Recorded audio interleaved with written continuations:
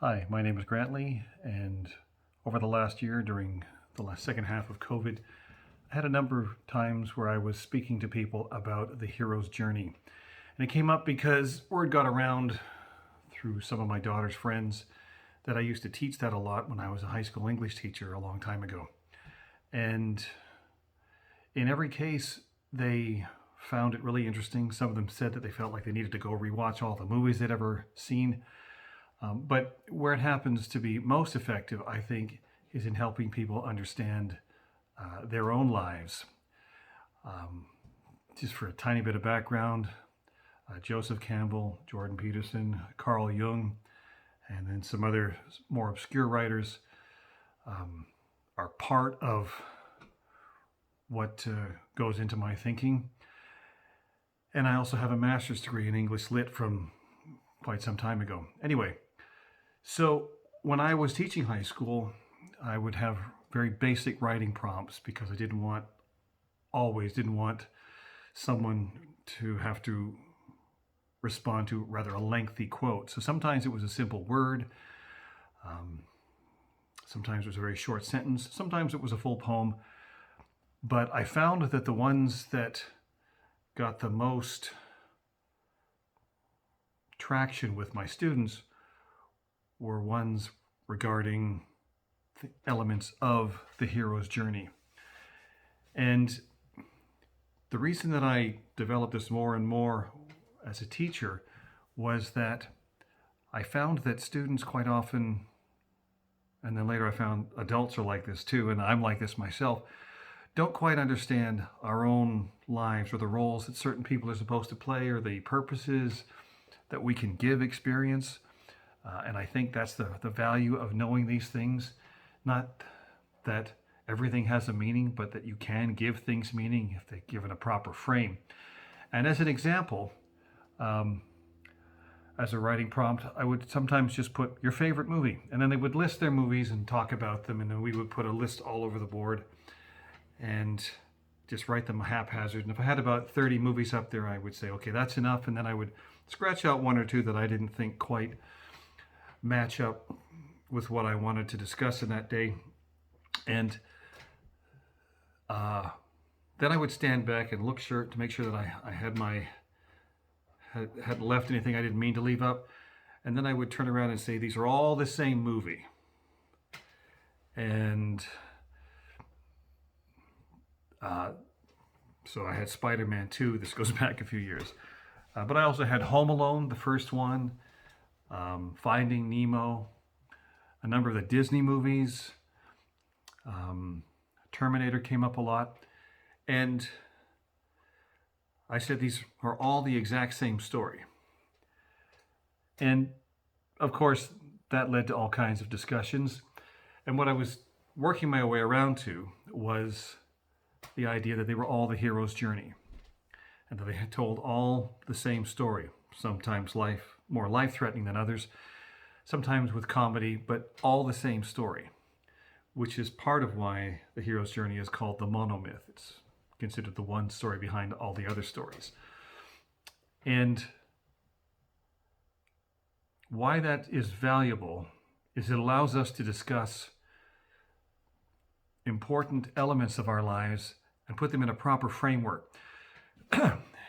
And it also allows us sometimes to understand why we don't like certain stories or why we don't like certain movies or why we think they didn't work. And I will get into that if I do more of these videos. I plan on doing a lot of them because I have a lot to say. But one of the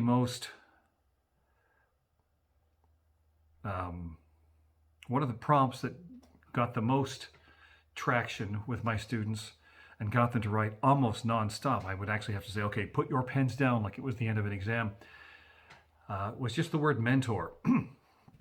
And they would list their mentors, and I would put these on the board, and it was things like my older brother, my grandmother, my great-grandfather, my youth pastor, my 8th grade teacher, my ex-girlfriend, my ex-boyfriend, and my neighbor, my coach. And then I would cross out most of them and say, those are not mentors.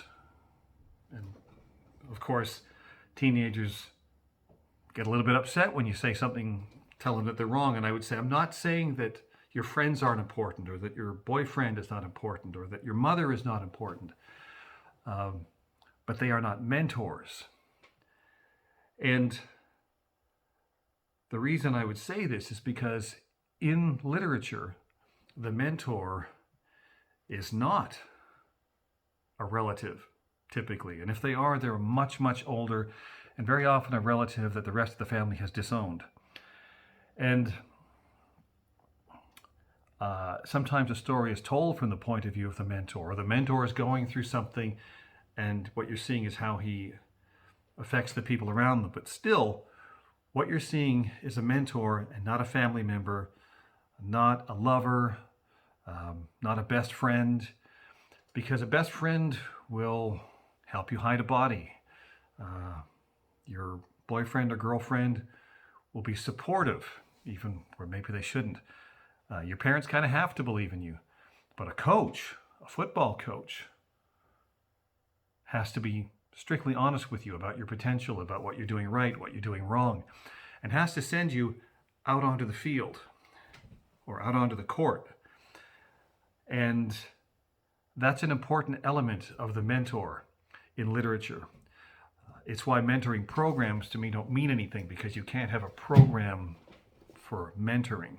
And usually you're paired up with someone who's only a year or two older than you. And they don't have the decades of experience and the decades of considering and pondering what that experience means. And so friends are important. No one disputes that. Certainly family's important, and no one disputes that. But a mentor isn't really loyal to the hero. The mentor is loyal to the truth about the hero, and can say things that other people either can't or don't feel that they can.